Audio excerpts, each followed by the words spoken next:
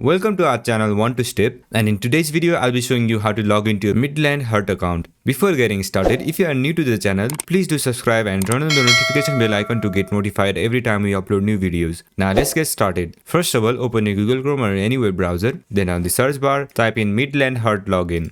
Once you press enter, you will see these kind of results. From this, click on the first link. Then it will take you to this login page. On this page, you'll have to provide your login credentials. And if you are new to Midland Heart, you can sign up for a new account by clicking on this link. Once you get your account, go ahead and enter your email address. After that, enter your password. And if you want to recheck your password, you can click on this icon. And in case if you don't remember your password, you can click on this link to reset it.